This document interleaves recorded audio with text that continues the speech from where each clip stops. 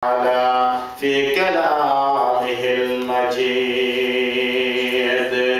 شكر جوان كلا مشاكل قولون أعوذ بالله من الشيطان الرجيم بسم الله الرحمن الرحيم وإذ يرفع إبراهيم القواعد من البيت وإسماعيل ربنا تقبل منا إنك أنت السميع العليم صدق الله العظيم إن الله وملائكته يصلون على النبي يا أيها الذين آمنوا صلوا عليه وسلموا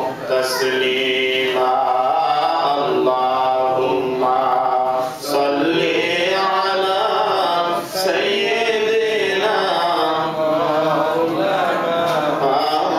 محمد وعلى آل سيدنا مولانا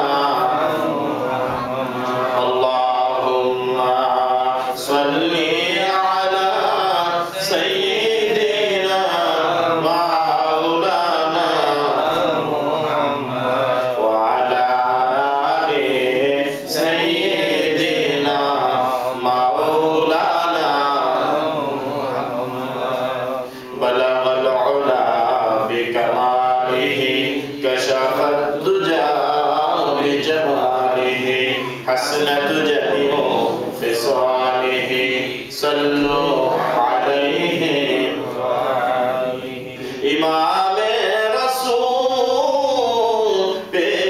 पेशवाए सबील अमीन खुदा मोहब्बत जिब्राइल बलगल उला बिकमालिहि कशफत दुजा बिजमालिहि हसनत जमीउ खिसालिहि सल्लु अलैहि व आलिहि सलातुलिया रसूल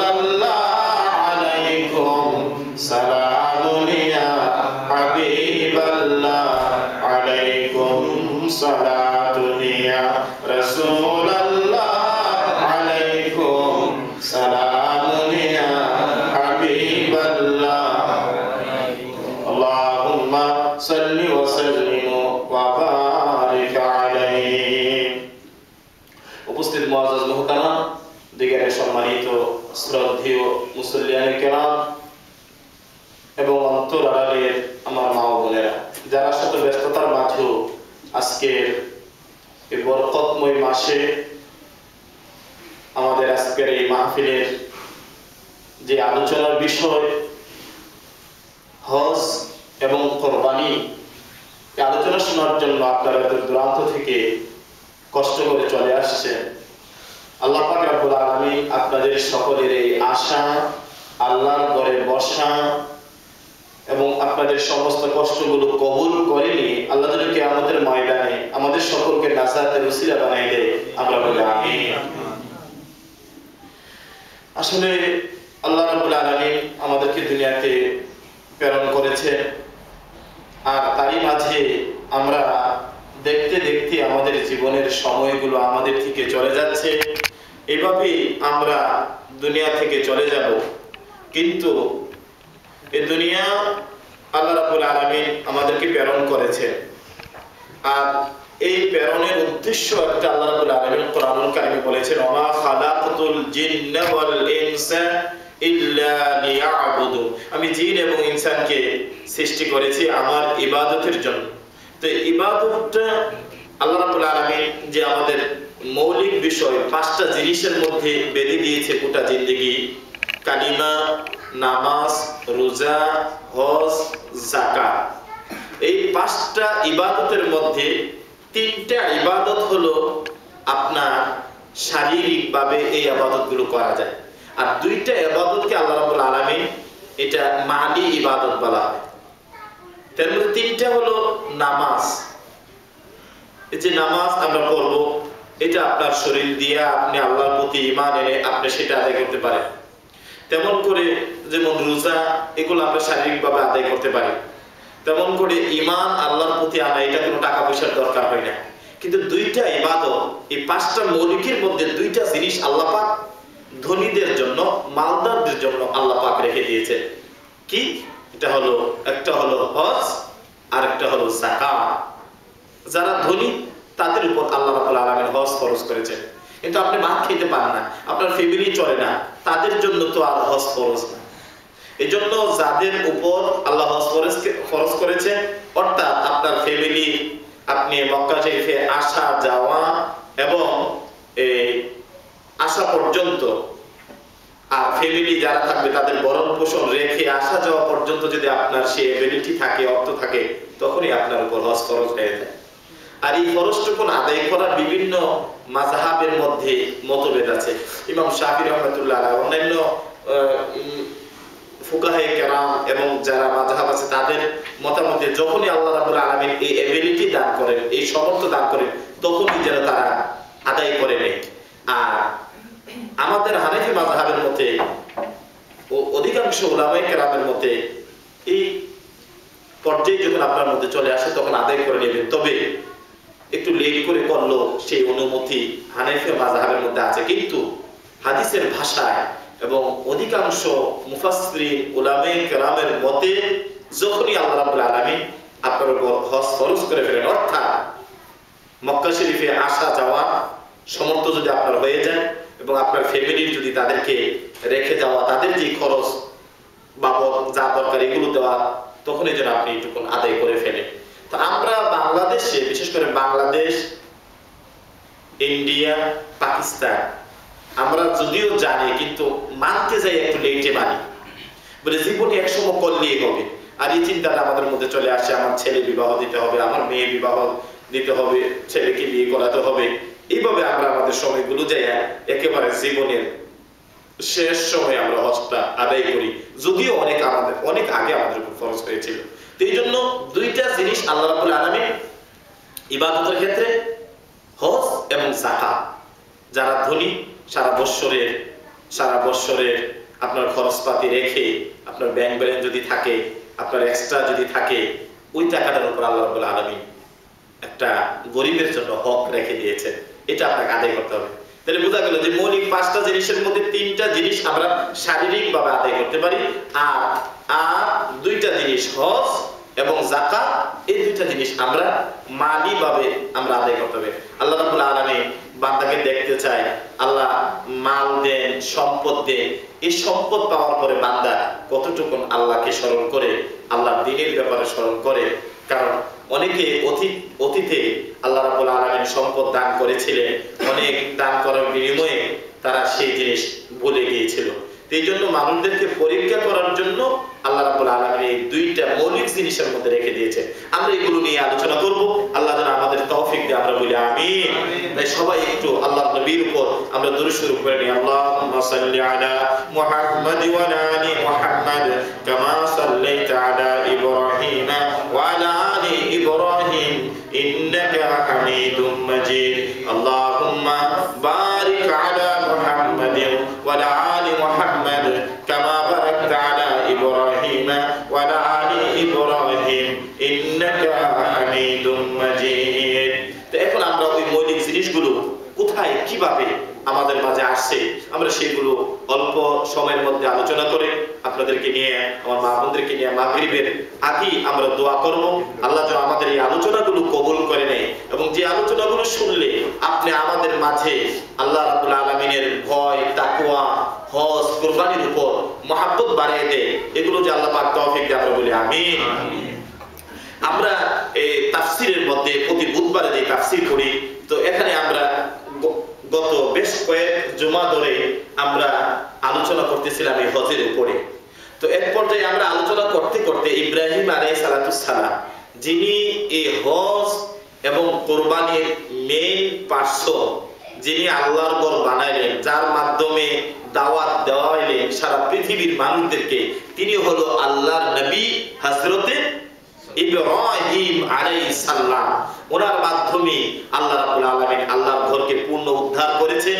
ওনার বিবির মাধ্যমে, অর্থাৎ বিবি হাজেরা, ওনার কলিজার টুকরা সন্তান বিবি হযরত ইসমাঈল আলাইহিস সালাম, তাদের মাধ্যমে আল্লাহর ঘর বানানো, মানুষ হজ করা এবং কুরবানির প্রথা সবকিছু ওনার মাঝে চলে আসছে।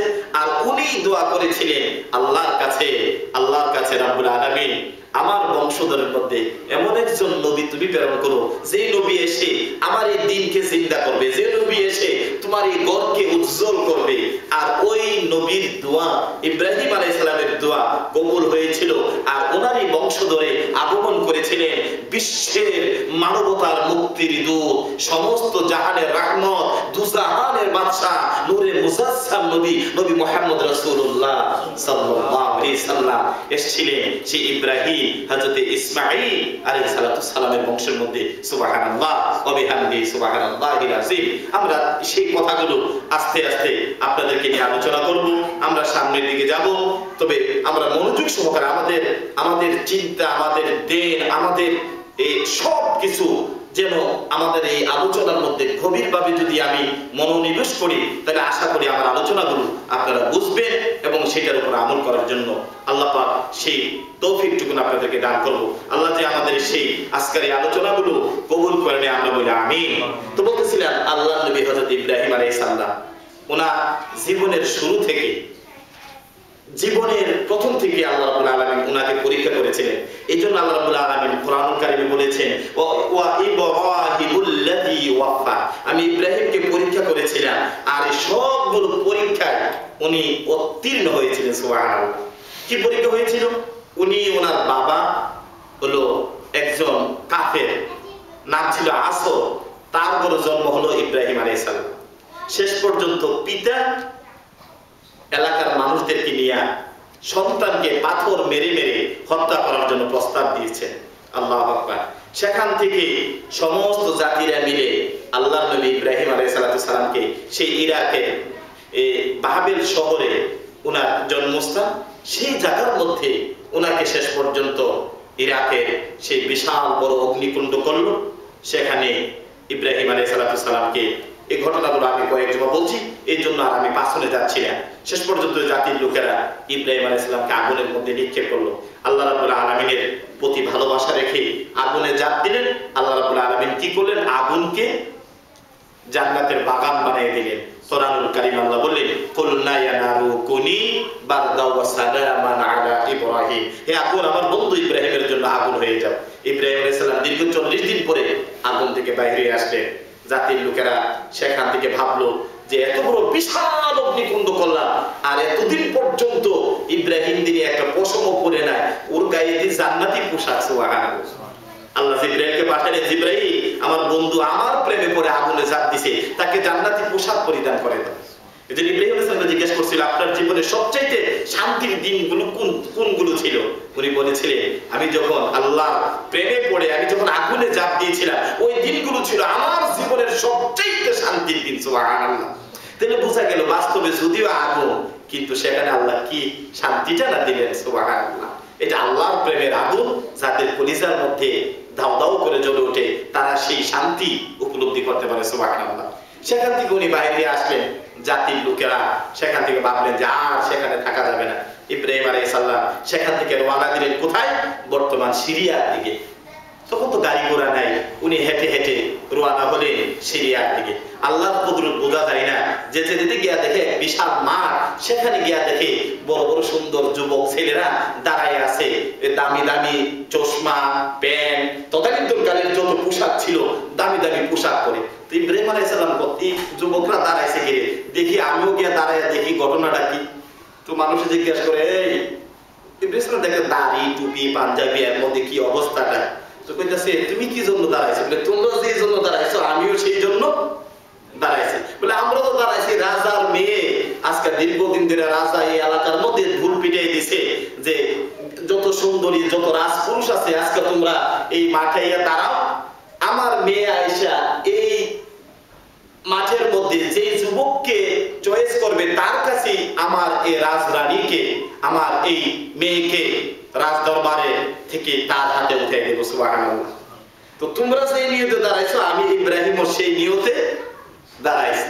কোলে মিয়া এত দামি দামি গাড়ি, গোড়া, চশমা, প্যান্ট, কত কিছু নিয়ে আইলা, আর তুমি দাড়ি টুপি এই অবস্থা দেখে তোমার রাজার মেয়ে চয়েস করবো আর ইয়া পাইছো না। তো ইব্রাহিম আলাইহিস সালাম কো দেখি না আল্লাহ ভরসা, তো উনি তো আল্লাহর উপর ভরসা। তো রাজার মেয়ে রওনা হচ্ছে, এবার রাজপুরুষকে সে চয়েস করে নেবে। আল্লাহর কুদরত বোঝা যায় না, কিন্তু বহু প্রস্তাব আসছে ওই মেয়ের জন্য, কিন্তু কোন ছেলেকে রাজার মেয়ে গ্রহণ করে না। সুবহানাল্লাহ। আর করবেই কেন? একদিন রাত্রে ওই মেয়ে স্বপ্ন দেখেছে একজন নুরানি চাঁদময় চেহারা, যিনি হবে তার স্বামী। সুবহানাল্লাহ ওয়া বিহামদিহি সুবহানাল্লাহিল আযীম। তো ওই মেয়ের নাম ছিল, রাজার মেয়ের নাম ছিল বিবি সাহারা। কি ছিল? সাহারা। সাহারা কয় কেউ সাহারা বলে। সেই সাহারার মনের জীবনের তার যে স্বপ্নের পুরুষ, সেই পুরুষ সে খুঁজতেছে, কিন্তু এই পুরুষ তো আর পায় না। আল্লাহর কুদরত বোঝা যায় না। এবার সারা দেশ থেকে যুবক ছেলেরা চলে আসলো। রাজার মেয়ে যাকে চয়েস করবে তার কাছে বিয়ে বসবে। রাজার মেয়ে কাকে যে চয়েস করে বলা তো যায় না। সমস্ত যুবকরা সুন্দর সুন্দর পোশাক পরে মাঠের মধ্যে হাজির হয়ে গেছে। সর্বশেষ লাইনের এক কোণার মধ্যে আল্লাহর নবী হযরত ইব্রাহিম আলাইহিস সালাম দাড়ি টুপি পাঞ্জাবি নিয়ে আল্লাহ পাকের হুকুম নিয়ে উনিও দাঁড়ায় গেলেন। আল্লাহ আমি জানি না কি জন্য মানুষ দাঁড়াইছে, তারা যেই জন্য দাঁড়াইছে আমিও সেই জন্য দাঁড়াইলাম। সুবহানাল্লাহ।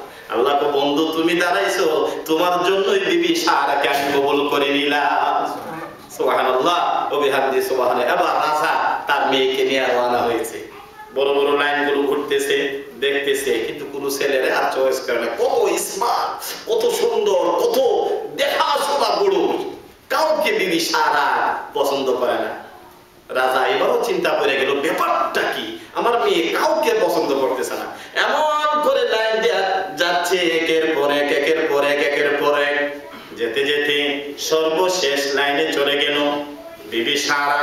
চোখ খুলে খুলে গভীর রাত্রে যে পুরুষটাকে স্বপ্ন দেখেছিল, গভীর রাত্রে যে মানুষটাকে তার জীবনের সাথী হিসাবে দেখেছিল, ওই মানুষটার চেহারার সাথে আর তার স্বপ্নের চেহারার সাথে বাস্তবে মিলায় মিলায় দেখে কিনা দেখতেছে। এমন করে ঘুরতে ঘুরতে ঘুরতে ঘুরতে যাইয়া সর্বশেষ লাইনে উনি চলে গেলেন।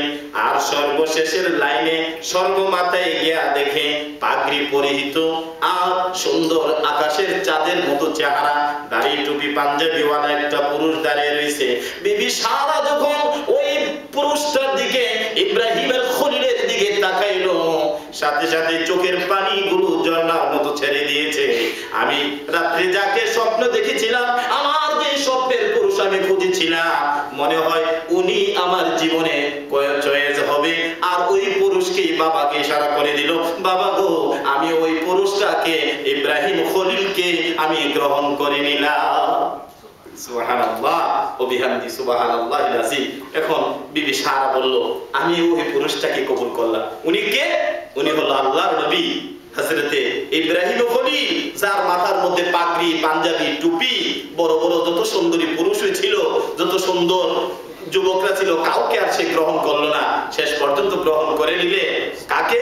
ইব্রাহিম খলিলকে। বাদশা যেহেতু মেয়ে চয়েস করছে, এই জন্য বাদশা ওনাকে সাদর সম্ভাষণ জানাইয়া বাসায় নিয়ে ইব্রাহিম খলিলকে আল্লাহ রাব্বুল আলামিনের হুকুমে বিবি সারাকে সে বিবাহ দিয়ে দিলেন। সুবহানাল্লাহ ওয়া বিহামদিহি। এই দিক দিয়ে জাহান্নামে তারা আগুন করছিল নমরুদে, আর এই দিক দিয়ে সিরিয়ার কাছে এসে এই সুন্দর প্রস্তাবনায় আল্লাহ পাক রব্বুল আলামিন ইজ্জত বাড়াই দিলেন। তখন বিবি সারাকে বিবাহ করলেন, করে উনি সিরিয়াতে বসবাস শুরু করে দিলেন। সুবহানাল্লাহ। আল্লাহর কুদরত বোঝাতে নেই। আল্লাহ যে পরীক্ষা করে মানুষকে, আল্লাহ মর্যাদাশীল দিতে গেলে আল্লাহ তাকে পরীক্ষা করে। আল্লাহ নবী ইব্রাহিম আলাইহিস সালাম বিবি সারাকে নিয়ে এমন করে ঘর সংসার শুরু করে দিলেন। আল্লাহর পাকের নাম নিচ্ছেন, আল্লাহকে ডাকতেছেন, কিন্তু দিন যায়, বছর যায়, মাস যায়, কিন্তু ইব্রাহিম আলাইহিস সালাম আল্লাহর কাছে দোয়া করতেছে, আল্লাহ আমার একটা আওলাদ দাও, কিন্তু আওলাদ তো আর হয় না। সন্তান এটা মহিলাদের সুন্দর, এটা আওলাদ মহিলাদের আল্লাহ রাসূলের গর্ব। এই জন্য রাসূল বলছে তোমরা ওই ফ্যামিলিতে বিয়ে করো যেই ফ্যামিলিতে মেয়েরা বেশি সন্তান গর্ভ ধারণ করতে পারে। আমরা তো মা বোনরা আছে সন্তান যত কম নেওয়া যায়, আর এই দেশে থেকে বেশি দরকার আলহামদুলিল্লাহ। তাহলে আল্লাহর দ্বীন, আল্লাহ রাসালত এই জমিনের মধ্যে ইয়া হবে। এখন সন্তান না হলে তো আমরা দেখছি যে আমাদের দেশের মধ্যে আমার গরিবের মা চাষিরা যারা আছে 1 বছর 2 বছর 3 বছর পরে বললে সন্তান ইজনা না তো আমার বাবার আরেকটা কাম বানাইতে হবে। সন্তান আদি হলো এটা ফুল, এটা সুন্দর, এটা মহিলাদের ভূষণ। সুবহানাল্লাহ। আমি একদিন দেখলাম এক আরবিশ মহিলা যাইতেছে, এই ফুল যে কয়টা আমার হঠাৎ করে একদিন দেখাবে আপনি ওই যে ডাবল কিন্ডারের যে বাগেন আছে এগুলো 2টা সন্তান, পাশে আবার 3টা, এদিকে 3জন, 6 জন 8 জন, আর মহিলা নিতেছে মাশাআল্লাহ কি সুন্দর। আল্লাহ যেন বেহেশতি ফুল ফুটাইছে আলহামদুলিল্লাহ। এগুলো আল্লাহ পাকের নিয়ামত কিন্তু ছেলে সন্তান। আল মাল ওয়াল বানুনা জিনাতুল হায়াতাদ দুনিয়া। আল্লাহ কোরআনে বলা হয়েছে ছেলে সন্তান এবং ধন সম্পদ এগুলো আল্লাহর নিয়ামত আলহামদুলিল্লাহ। তো আমরা দেখছি আমাদের দেশে মা চাষিরা ছেলে মেয়ে না হইলে তারা কত রকমের কষ্ট দিছে, খানাও তো দিছে না। দেখা গেছে যে খাইতে গেছে, আবার অনেক মাছ চাষিরা আছে আগিলা দিনের মন মানসিকতা আছিল ছেলেরা মুরগা রান বড় বড় কই মাছ খাওয়াইয়া ওই বর্তা দিয়া শুকনা মরিচ দিয়া বলে খাইয়ালো তোমরা মহিলা মানুষ। এইরকম মুসলিম একটা যুগ গেছে। তো তখনও কিছু মহিলারা কিন্তু চালাক আছিল। তো এই গাভীর দই দুধ বউরা জাল দেয় আর শাশুড়িরা কি করে ফুটাই করে খাওয়া। তো এক সময় 3-4 বউ মিল্লা কবলি দেখছো নি আমরা কষ্ট করি জাল দিই খট্টা দুধরা দইটা নিয়ে আনি ফুটাই করে খাওয়া, আমাদের দেয় না, আমরা শাশুড়ি মা। তো তারা একটা মিল্লা চুক্তি করছে। বলে কি চুক্তি?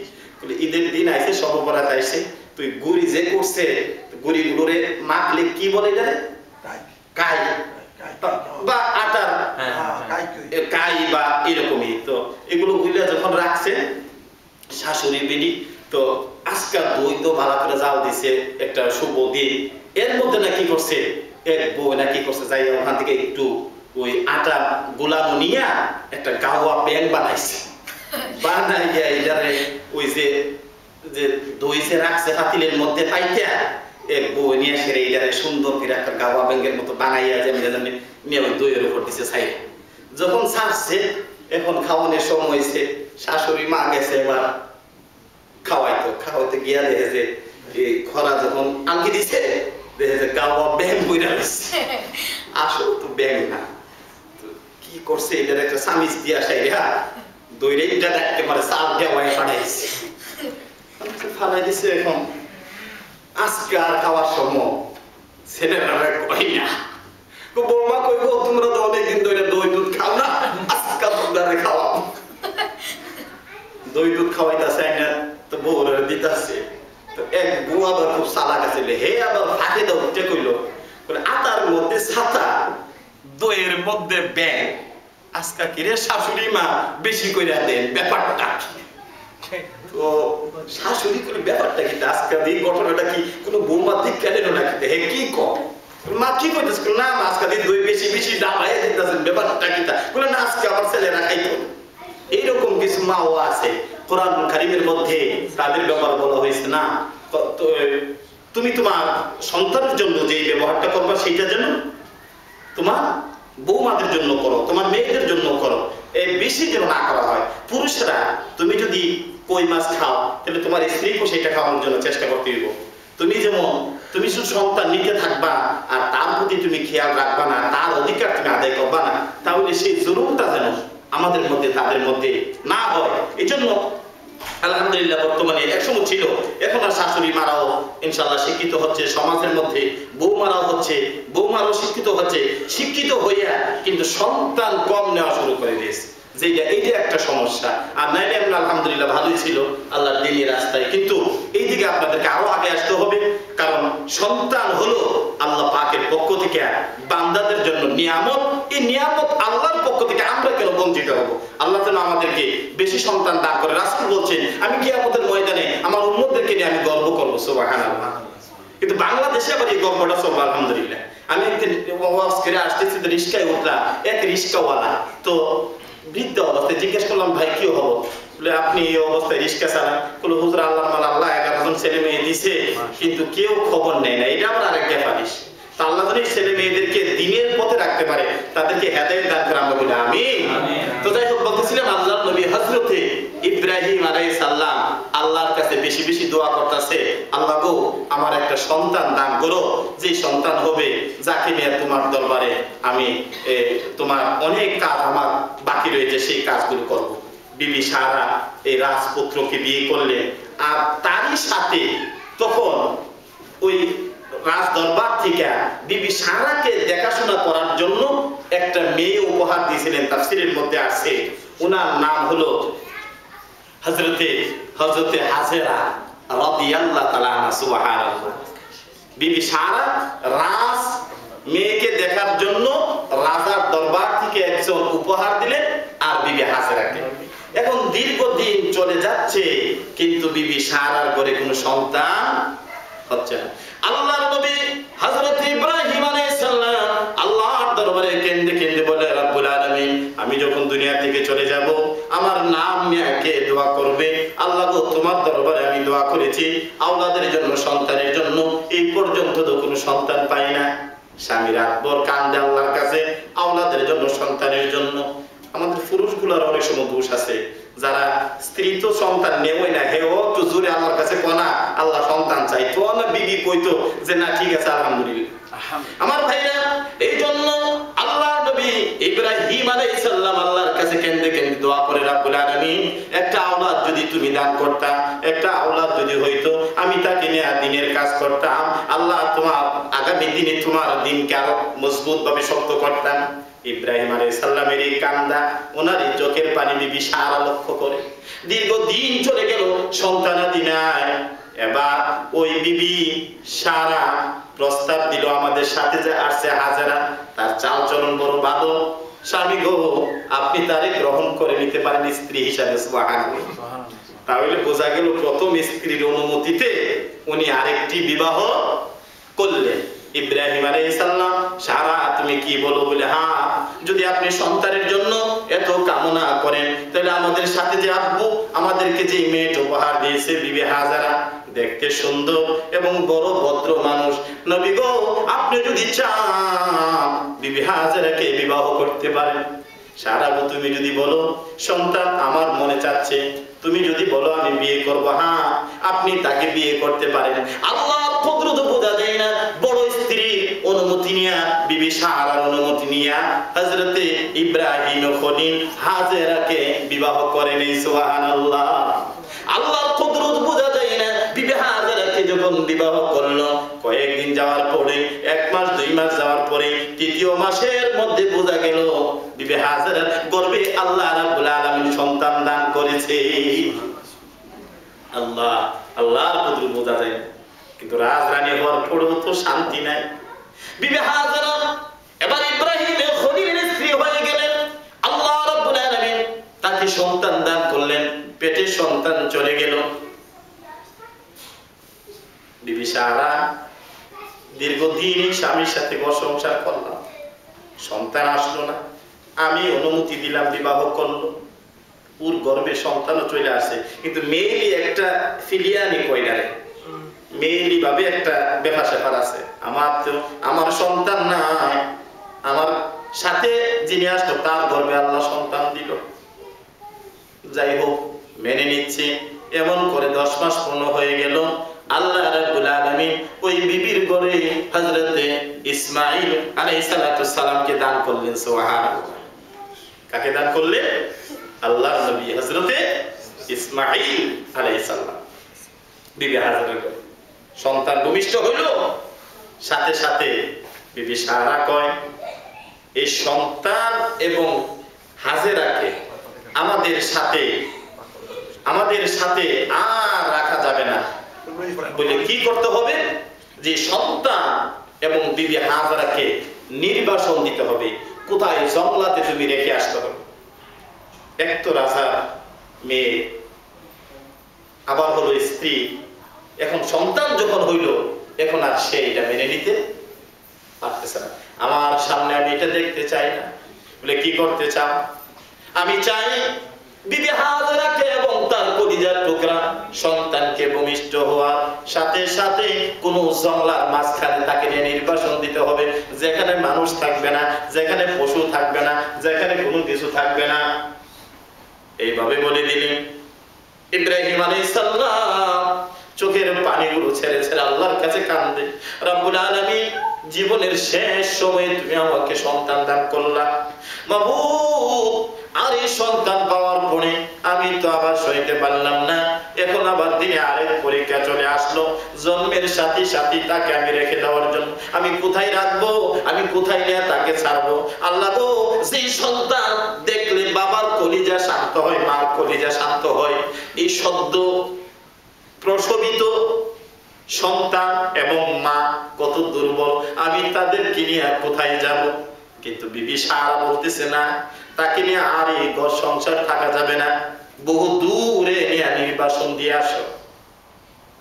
আল্লাহর নবী ইব্রাহিম খলিল বিবি হাজেরাকে নিয়ে এবার সিরিয়া থেকে রওনা হয়ে গেছে, কিন্তু দিক নির্দেশনা নাই, কোথায় যাবে, কোন জায়গায় গিয়ে রাখবে।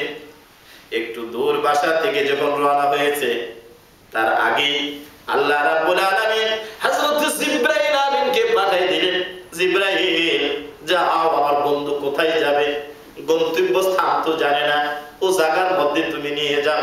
আল্লাহ নবী ইব্রাহিম আলাইহিস সালাম সদ্য প্রসবিত সন্তান আর স্ত্রীকে নিয়ে রওনা হচ্ছে। একটু সামনে যাওয়ার পরে দেখা যায় একজন মানুষ, ভাই তুমি কে? আমি আপনার সহযোগিতা করার জন্য, আপনাদেরকে হেল্প করার জন্য আসছি। বলে কি করবে?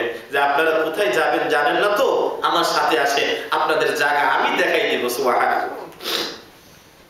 ইব্রাহিম আলাইহিস সালাম এবার ওই লোকের পাশে পাশে রওনা হয়ে গেছে।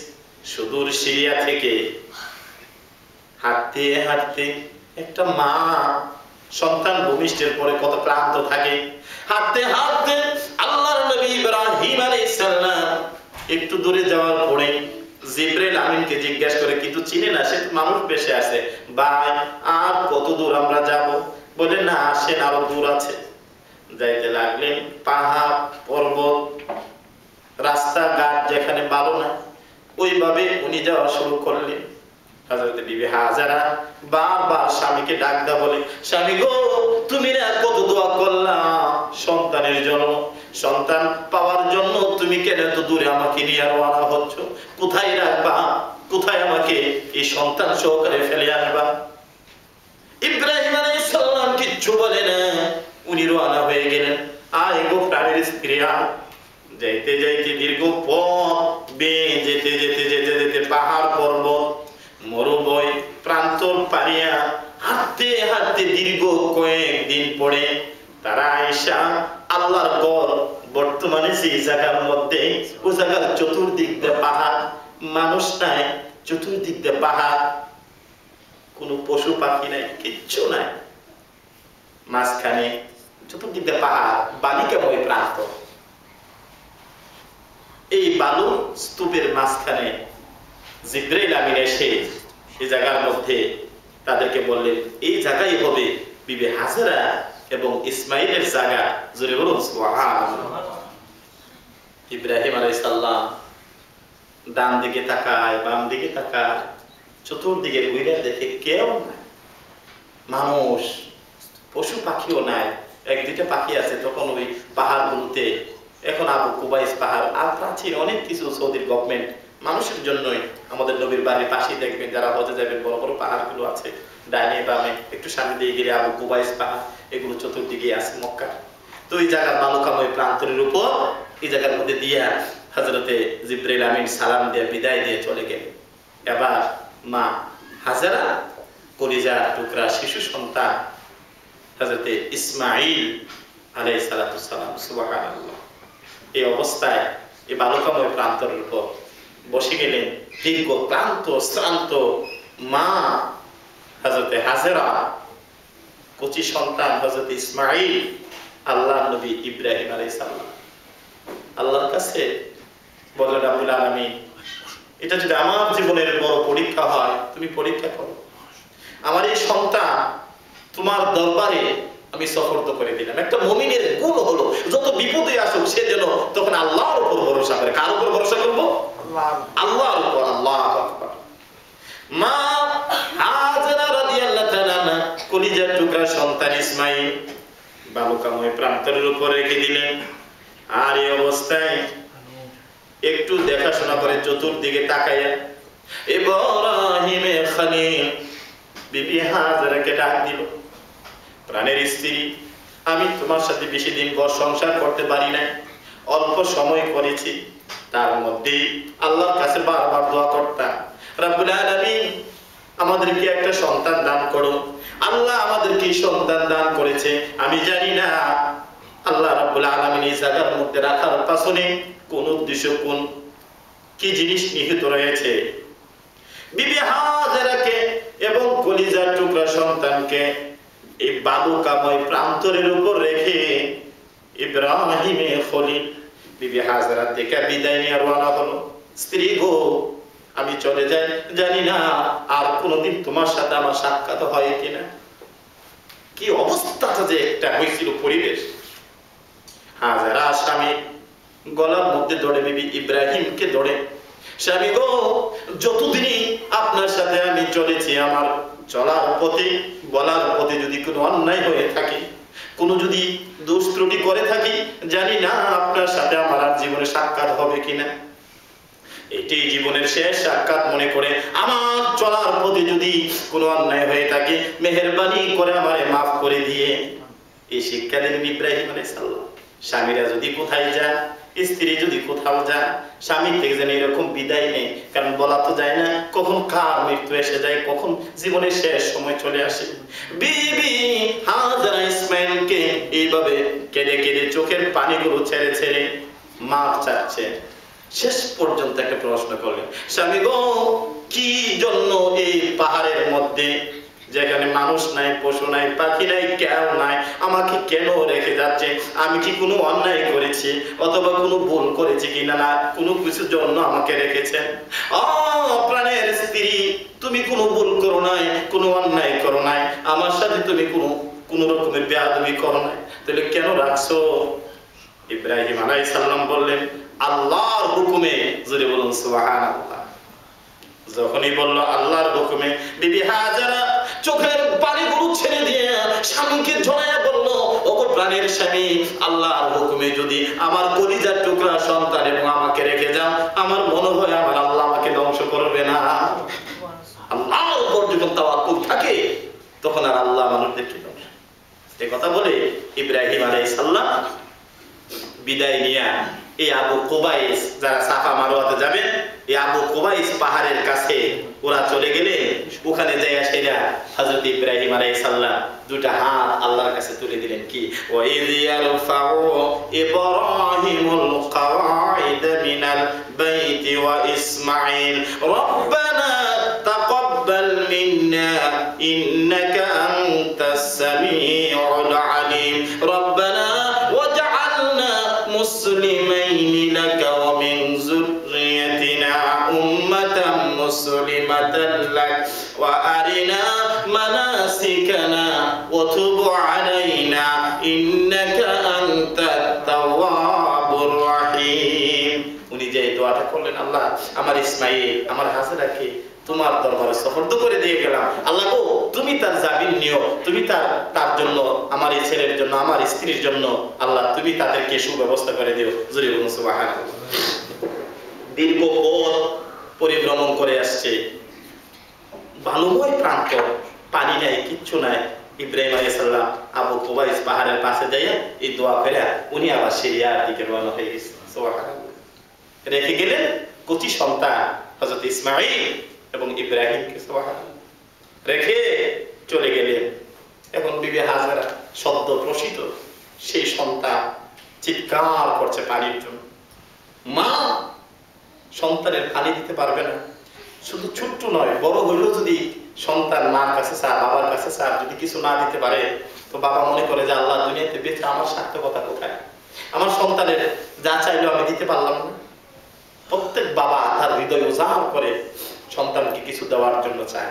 সন্তান পানির জন্য কাঁদতাছে, কিন্তু পানি কোথেকে দেবেন? এই বিবি হাজেরা আল্লাহর ঘরের সামনে, মাকাম ইব্রাহিমের সামনে, এই জমজম এখন বর্তমানে যেখানে হয়েছে ও জায়গার মধ্যে রাইখা ঠিক এই কোনা বরাবর সাফা এবং মারওয়া উনি দৌড়টা চলে গেলেন ওই পাহাড়ের উপর। কি জন্য? ও জায়গার মধ্যে তখনও পাহাড় এখনো আছে, কালো চকচক করে পাথরের পাহাড়গুলো। এই পাথর এবং মার এই সব কিছু মিলাইয়া উনি ভাবছে যে ওখানে গিয়া দেখি মা তো যে এই যে পাথরগুলো চকচক করতেছে, ভাবছে সেখানেই বুঝি পানি পাওয়া যায়। উনি দৌড় মাইরা ওই পাহাড়ের উপর চলে গেলেন। ওখানে যাওয়ার পরে একবার সন্তানের দিকে তাকায়, আরেকবার মারোয়ার দিকে তাকায়। বেশি দূর না, 5-7 মিনিট এই পাহাড়ের মাথা থেকে ওই পাহাড়ের মাথাটা, ওখান থেকে উনি তাকায়। তো ওখান থেকে যাচ্ছে আর সন্তানের দিকে তাকাচ্ছে। আল্লাহ আকবার। মাঝখানে যে সেরা আবার বিবি সারা, সন্তান তো একা রেখে গেছে, উনি দৌড়াচ্ছে। আবার মারোয়া পাহাড়ের মাথায় চলে গেল, সেখানে যাই সন্তানের দিকে তাকা, আবার সাফা পাহাড়ের দিকে দৌড়াইতেছে। না আমি আবার ওখানে যাই, দেখি ওখানে আবার পানি পাইনি। মা তো দেখেন এখন পাগলের মতো হয়ে যায়, সন্তানকে কি করবে? সুবহানাল্লাহ।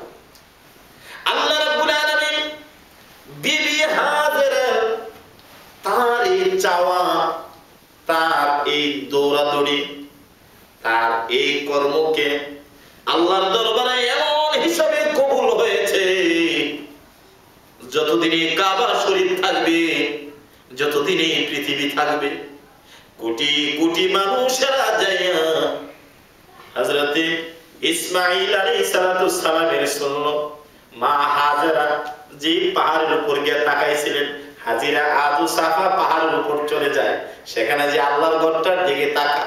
এরপরে আবার আস্তে আস্তে যা মা হাজেরা যে জায়গার মধ্যে যায় দৌড় দিছিলেন, সৌদির গভর্নমেন্ট এখন এটা সবুজ গ্রিন করে রেখে দিয়েছে।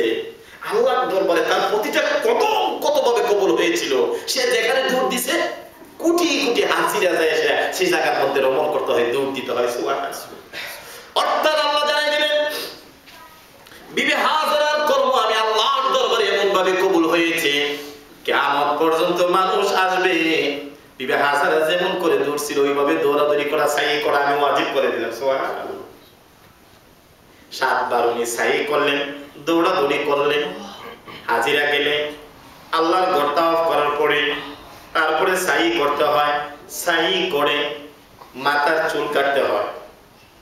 উমরা করলেও আল্লাহর ঘর তাওয়াফ করতে হয়, সাই করতে হয়, তারপরে মাথার চুল কাটতে হয়।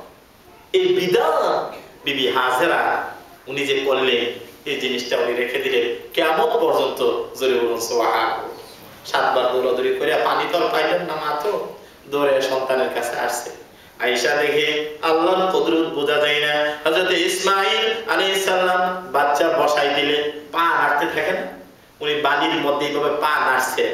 আর এই পা নাড়ার মধ্যে জিবরাইল আমিনের 600 পাখা থেকে একটা পাখা দিয়ে একটু ইশারা করে দিলেন, আর নিচে থেকে পানি আল্লাহর কুদরতে ওঠা শুরু করে দিয়েছে। সুবহানাল্লাহ। নাম হলো জামসম।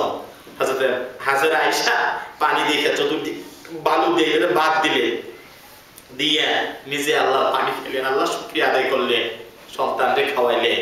মা আমাদের নবী বলে মা হাজেরা যদি ওই বালু দিয়া বাদ না দিত তাহলে গোটা মক্কা শহরকে আল্লাহ সেই পানি দিয়ে বাসায় দিতেন। সুবহানাল্লাহ। এই জমজম উত্তীর্ণ হলো, জমজম সেখানে পয়দা হলো। মা হাজেরা সন্তানকে নিয়ে এখানে বসবাস শুরু করলেন। যেহেতু পানি পাইছে, এখন ওই রাস্তা ধরে বিভিন্ন পথিকেরা যাইতো, দেখে যে এই জায়গার উপরে পাখি ঘোরাঘুরি করে। তখন পথিকেরা মনে করলো মরুময় প্রান্তর, যদি পাখি যে জায়গার মধ্যে উঠবে ও জায়গার মধ্যে কোনো না কোথাও জায়গার মধ্যে পানি আছে। সুবহানাল্লাহ। এবার চতুর্দিকটা কাফেলা যাইতেছে, দেখে সেরা এই আল্লাহর ঘরের পাশে আইসা তারা তাবু ফেলা শুরু করলো। কেউ নিজের দেশে গেছে, কেউ আল্লাহর ঘরের বাড়ির কাছে থাকা বসবাস শুরু করলো, মা হাজেরার কাছে যে অনুমতি নিত, আপনি যদি অনুমতি দেন আমরা এই এলাকার মধ্যে থাকবো আর আপনি আমাদেরকে পানি দিবেন। সুবহানাল্লাহ। হাজেরা বলল, আমি একা মানুষ, আমার সন্তান যদি তারা বস্তি বানায় আশেপাশে থাকে অসুবিধা নেই, তোমরা থাকতে থাকো। এইভাবে মক্কা নগরে প্রস্তাব আস্তে আস্তে শুরু হয়ে গেল। এইভাবে সন্তান ও ইসমাইল আলাইহিস সালাম বড় হওয়া শুরু হইলে আস্তে আস্তে বড় হইতেছে। মা হাজেরা দুনিয়া থেকে চলে গেলে বা মা হাজেরা আছেন, আল্লাহর কুদরত বোঝা যায় না। হযরতে ইসমাইল আলাইহিস সালাম আস্তে আস্তে বড় হইতেছেন। সুবহানাল্লাহ। একটু বড় যখন হইছে এই মুহূর্তে উনি ইব্রাহিম আলাইহিস সালাম মাঝে মাঝে সিরিয়া থেকে আইসা সন্তানদের দেখে যেতেন। সুবহানাল্লাহ। একটু বড় হইছে, বড় হওয়ার পরে আল্লাহ আবার ফরমান জারি করলেন। সুবহানাল্লাহ। ইব্রাহিম, যেই সন্তানের জন্য হওয়ার পরে বিবি হাজেরাকে নির্বাসন দিয়েছো, ইব্রাহিম খলিল রে, এবার তোমার সন্তান একটু বড় হয়েছে, একটু বড় হয়েছে, এবার আমি তোমার কাছে তোমার জীবনের সবচাইতে আদরের জিনিসটা চাই, ওই জিনিসটা আমি আল্লাহর জন্য তুমি কুরবানি দিয়ে দাও। সুবহানাল্লাহ। ইব্রাহিম আলাইহিস সালাম কয়, এখন আবার আমার মাঝে আর আমার আদরের কি জিনিস আছে? ছোট সন্তান রেখে গেছে, উনি মাঝে মাঝে আয়েশা দেখতেন, আয়েশা দেখতো সন্তান বড় হইতেছে। যেহেতু ইব্রাহিম নবী, বাবার চেহারা পাবে, উনি নবী হবেন, চেহারা নুরানি, ওই সুন্দর চেহারা হযরত ইসমাঈল আলাইহিস সালামের সন্তানের চেহারা দেখলে বাবার কলিজার মধ্যে শান্তি এসে যায়। সন্তানকে দেখা কিছুক্ষণ দেখে আবার উনি চলে যায়। আস্তে আস্তে যখন একটু বড় হইল, আল্লাহ রাব্বুল আলামিন সূরাতুস সাফার মধ্যে আবার ডাক দিয়ে বললেন, ইব্রাহিম খলিল রে, আমি তোমার সবচাইতে আদরের জিনিসটা আমার রাস্তায় কুরবানি করে দাও, আমি এটা দেখতে চাই। ইব্রাহিম আলাইহিস সালাম কই, কি চাই? আল্লাহর আমি কি দেব? তাফসীরের মধ্যে আছে ইব্রাহিম আলাইহিস সালাম উনি 10টা উট আল্লাহর রাস্তায় কুরবানি করে দিলেন। বলুন সুবহানাল্লাহ। উট কুরবানি করে আবার পরের দিন রাতে স্বপ্নে দেখি, ইব্রাহিম আমি তোমার উট কুরবানি চাই না, আমি চাই তোমার সবচাইতে মুহাব্বতের জিনিসটা আমি আল্লাহর রাস্তায় তুমি কুরবানি করে দাও। ইব্রাহিম আলাইহিস সালাম বুঝতে পারলেন, রব্বুল আলামিন আমি বুঝতে পেরেছি আমার কাছে আপনি উট চান না, আমার কলিজার এখনো মুহাব্বতের সন্তানের মুহাব্বতের আগুন দাও দাও করে। আল্লাহ গো, এই সন্তান যদি তুমি চাও তাহলে তোমার জন্য আমার কলিজার টুকরা সন্তান কুরবানি করে দিব। ফালাম্মা বালাগা মাআহু সায়া, যখন সন্তান ইব্রাহিম আলাইহিস সালামের সাথে চলতে ফিরতে পারে, ওই অবস্থায় এই ঘটনা। আল্লাহ রাব্বুল আলামিন হযরত ইব্রাহিম আলাইহিস সালামকে ডাক দিয়ে বললেন, ওগো ইব্রাহিম, তোমার কলিজার টুকরা সন্তান আমার রাস্তায় কুরবানি দাও। হযরত ইব্রাহিম আলাইহিস সালাম এবার চলে আসলেন মক্কা শরীফে এসে প্রাণের স্ত্রীকে ডাক দিলেন, আমি নাই, তুমি মানুষ করেছো আমার এই কলিজার টুকরা সন্তানকে, তুমি বড় করেছো। ও প্রাণের স্ত্রী, আমার এই সন্তান আমাকে ভালো করে সুন্দর পোশাক পরাইয়া, সুন্দর জামা পরাইয়া আমার সাথে দিয়ে দাও, আমার সন্তানকে নিয়ে আমি বহুদূর যাব। কোথায় যাবে? দেহ ভালো কাপড় টাপড় পরাই আমার সন্তানকে, আর জীবনে শেষ দেখা দেখে আমার সন্তানকে দিয়ে দাও। কিন্তু বিবি হাজেরা আল্লাহর প্রতি তাওয়াক্কুল ছিল। অর্থাৎ যে জায়গার মধ্যে মানুষ ছিল না, যে জায়গার মধ্যে কিছু ছিল না, ওই জায়গার মধ্যে যদি আমার কলিজার টুকরা সন্তানকে আল্লাহ যদি হেফাজত করে আমার স্বামীর কাছে আমি দেব, স্বামী গো আমার ইসমাইলকে নিয়ে যাও। সুন্দর কাপড় পরাইয়া আল্লাহর নবী ইব্রাহিম আলাইহিস সালাম কলিজার টুকরা সন্তানকে নিয়ে রওনা হয়ে গেল। ইজ জা রাব্বাহু বিকলবিন সালিম ইজ ক্বালা লিআবিহি ওয়া কওমিহি। ইব্রাহিম আলাইহিস সালাম এভাবে নিয়ে রওনা হয়ে গেলেন কলিজার টুকরা সন্তানকে মিনার প্রান্তরে আল্লাহর রাস্তায় কুরবানি দেওয়ার জন্য। জোরে বলুন সুবহানাল্লাহ। ইব্রাহিম সাল্লাল্লাহু আলাইহি হচ্ছে মিনার দিকে। এখন যারা ওনার প্রতিটা কদম, ইসমাইল আলাইহিস সালামের কদম আল্লাহর দরবারে কত কবুল হয়েছে। যখন একটু দূরে নিয়ে গেছে, মিনাতে যারা হাজী সাহেবরা যারা হজ করেছে, যারা এই বছর যাবেন, প্রথম দিন 2 শয়তানকে মারতে হয়, এরপরে বড় শয়তান 3 জায়গার মধ্যে, আসলে কি শয়তান, সৌদির গভর্নমেন্ট ও জায়গার মধ্যে একটা লোহার পিলার বানায় রাখছে, ও জায়গাতে যাইয়া পাথর মারে। সুবহানাল্লাহ। আমিন। ইব্রাহিম আলাইহিস সালাম ইসমাঈলকে যখন নিয়ে রওনা হয়ে গেল, প্রথম শয়তানের কাছে যখন গেল, ওই শয়তানের বেশে ইসমাঈল আলাইহিস সালাম কাইসা কানে কানে বলতেছে, ইসমাঈল তুমি জানো নি তোমারে কই নিয়ে যাচ্ছে বলে? কোথায়? যে একটু সামনে নিয়ে তোমার বাবা তোমার গলার মধ্যে ছড়ি লাগাই দিবে। ইব্রাহিম আলাইহিস সালাম ইসমাঈল আলাইহিস সালাম বাবারে বলতেছে, বাবা তুমি নাকি আমাকে জবাই করবা? এই শয়তান দি বলল। তো ইসমাঈল আলাইহিস সালাম এই কথা শুনে ওই জায়গার মধ্যে কয়েকটা কঙ্কন নিয়ে তুই পাথর মারলেন শয়তানকে আল্লাহ পাকের নাম নিয়ে। উনি যে পাথর মারলেন এই জিনিসটা কিয়ামত পর্যন্ত আল্লাহ ওয়াজিব করে দিলেন হাজিদের জন্য। জোরে বলুন সুবহানাল্লাহ। এখন হাজিরা যাইয়া ও জায়গার মধ্যে পাথর মারে, ইসমাঈল আলাইহিস সালাম নাই, সেই জায়গার মধ্যে কিচ্ছু নাই, কিন্তু এই ঘটনাটা কিয়ামত পর্যন্ত আল্লাহ মুসলমানের জন্য অবধারিত করে দিয়েছে। সুবহানাল্লাহ। এই জন্য আজকে আমরা পাথর মারতে পারি। আর একটু দূরে চলে গেলেন, ওখানে যাওয়ার পর শয়তান গিয়ে বলল, ইসমাঈল জানুনি বলে তোমাকে একটু পরে নিয়ে তোমার বাবা কুরবানি করে দিবে। ইসমাঈল আলাইহিস সালাম আবার ডাক দেয়, বাবা গো কে যে আমাকে এসে কানের মধ্যে কথাগুলো বলে যায়। ইব্রাহিম আলাইহিস সালাম আবার পাথর মারলেন। এমন করে আর একটু সামনে যাওয়ার পরে বড় শয়তান ও জায়গার মধ্যে যাওয়ার পরেও এবার ভালো করে বুঝায় বলতেছে, ইসমাঈল রে তুমি বিশ্বাস করো না, তোমার বাবার পাশে তোমার বাবার কাছে যে থলি আছে তার মধ্যে দেখো তলোয়ার আছে, আল্লাহ তার মধ্যে রশি আছে, তুমি দেখে নাও, তোমার বাবা একটু পরে তোমাকে নিয়ে জবাই করে দিবে।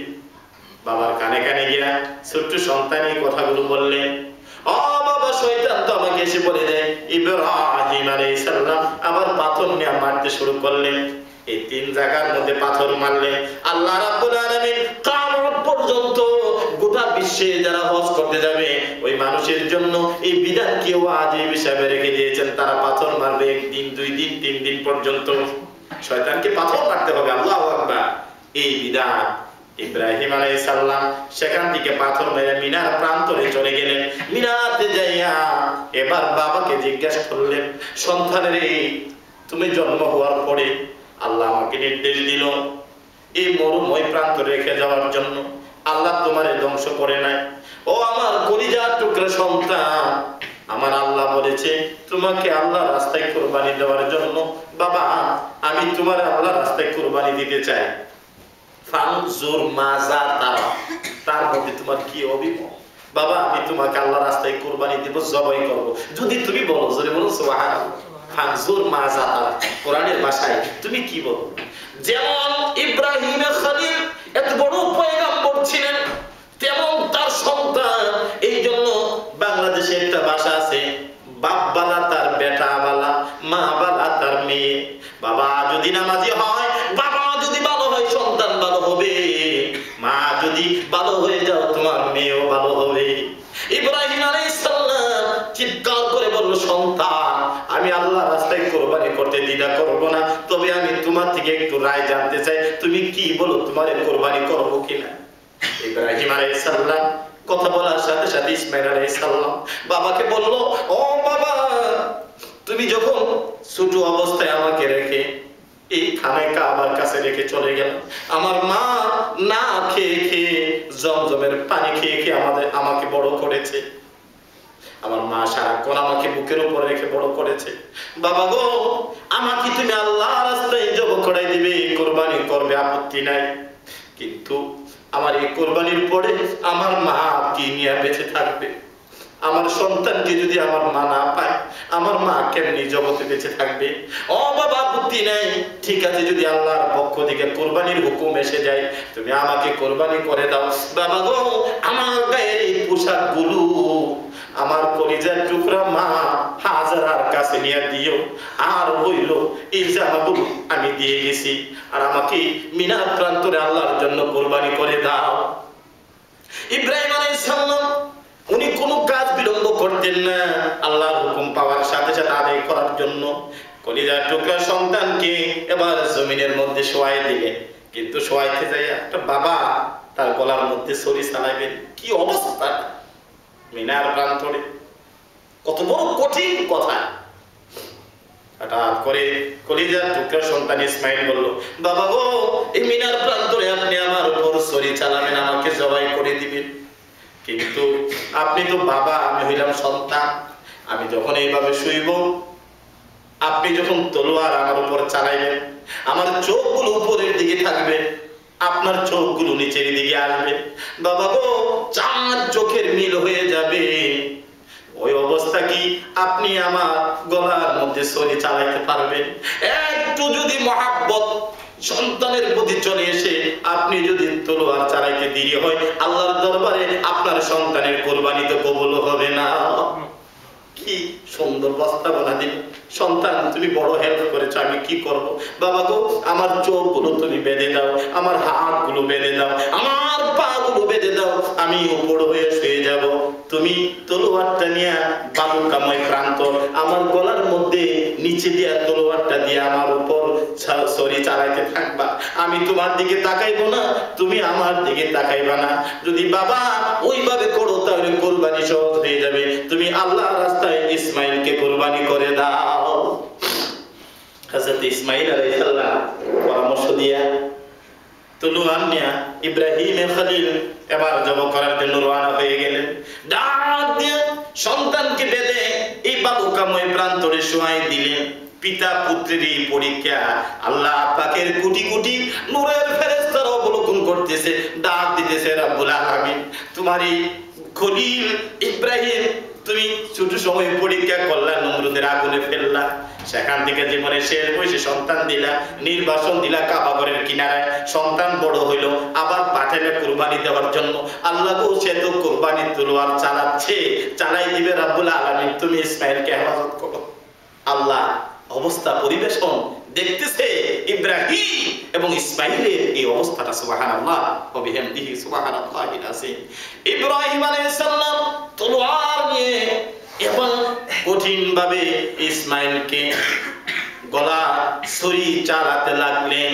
যতই জোরে আঘাত করে ছুরি যেন বলে, ইব্রাহিম রে, তুমি চেষ্টা করো একবার, আর আমাকে আল্লাহ রাব্বুল আলামিন নিষেধ করে 70 বার, তুমি চাইলেও তো আমি কাটবো। কয়েকবার চেষ্টা করে দেখে যে গলা তো কাটেন, ব্যাপারটা কি? হযরতে ইব্রাহিম আলাইহিস সালাম ছুরিটা একটা ঢিল মেরে সামনে ফেলে দিলেন। একটা পাথর ছিল, পাথরটা দুখণ্ডিত হয়ে গেছে, দুইটা ভাগ হয়ে গেছে, ছুরি ধারালো অবস্থায় দিয়ে সুবহানাল্লাহ বললেন, পাথর কেটে যায়, আমার সন্তানের গলায় কাটে না, হে ছুরি তুমি কি ধারানো ক্ষমতা সেই হারিয়ে ফেলছো? আবার ছুরি নিয়ে যখন তলোয়ার চালানো শুরু করলো, আল্লাহ ডাক দিলেন, ইব্রাহিম আমার বন্ধু তো ঠিকই তার কলিজার টুকরা সন্তান, আমি আল্লাহর প্রেমে পরে কুরবানি করে দিবে, যাও তাড়াতাড়ি আমার ইসমাইলকে টান মেরে তার শরীরের নিচে জান্নাতি দুম্বা নিয়ে পৌঁছাই দাও। জোরে বলুন সুবহানাল্লাহ। কিন্তু তাফসীরের মধ্যে আছে, উনি যখন এই তলোয়ার কঠিন ভাবে চালানো শুরু করছে, ইসমাইল ইব্রাহিম হযরত জিবরাইল আমিন আল্লাহর জান্নাত থেকে দুম্বা নিয়ে পৌঁছতে পৌঁছতে হয়তোবা কুরবানি করে ফেল, ইসমাইল কুরবানি হয়ে যেতে পারে। এই জন্য হযরত জিবরাইল আমিন আরশ আজিম থেকে একটা ডাক মারছে, আল্লাহু আকবার, আল্লাহু আকবার। ইব্রাহিম আলাইহিস সালাম উনি বিশাল মরুময় প্রান্তর আল্লাহু আকবার ধ্বনি শুনলেন। কে দিল এই ডাক? উনি আকাশের দিকে তাকাইলেন, তাকায় কিছু দেখেন না। যখন আবার ছুরি চালাইতে গেলেন, এরই ফাঁকে হযরত জিবরাইল আমিন ইসমাইলকে ধরে নিয়ে গেলেন, আর ইব্রাহিমের ছুরির নিচে জান্নাতি দুম্বা পৌঁছায় দিলেন। সুবহানাল্লাহ। উনি কুরবানি করলেন। হযরতে জিবরাইল আমিন যখনই বলল আল্লাহু আকবার, আল্লাহু আকবার, উনি বললেন লা ইলাহা ইল্লাল্লাহ, আল্লাহু আকবার। ইসমাইল আলাইহিস সালাম বাবার সামনে দাঁড়ায়া বললেন ওয়ালিল্লাহিল হামদ। উনি এই তাসবিহ পড়ে নিলেন। হযরতে আল্লাহ পাকের ধ্বনি, জিবরাইল আলাইহিস সালামের সেই ধ্বনি, ইসমাইল আলাইহিস সালামের ধ্বনি আল্লাহ পাক কবুল করে নিলেন। গোটা পৃথিবীর মুমিনদের জন্য, শুধু হাজীদের জন্য নয়, সেই 8 তারিখ থেকে 13 তারিখ প্রত্যেক নামাজের পরে এই তাকবীর দেওয়া ওয়াজিব। আল্লাহু আকবার, আল্লাহু আকবার, লা ইলাহা ইল্লাল্লাহু, আল্লাহু আকবার, আল্লাহু আকবার, ওয়ালিল্লাহিল হামদ, সুবহানাল্লাহ ওয়া বিহামদি, সুবহানাল্লাহিল আযীম। এখন তাকায় দেখে আল্লাহর নবী হযরত ইসমাঈল আলাইহিস সালাম উনি দাঁড়ায় রয়েছে। ইব্রাহিম আলাইহিস সালাম একটা দুম্বা কুরবানি করলে আল্লাহ ডাক দিলেন, ওয়া নাদাইনা আইয়া ইব্রাহিম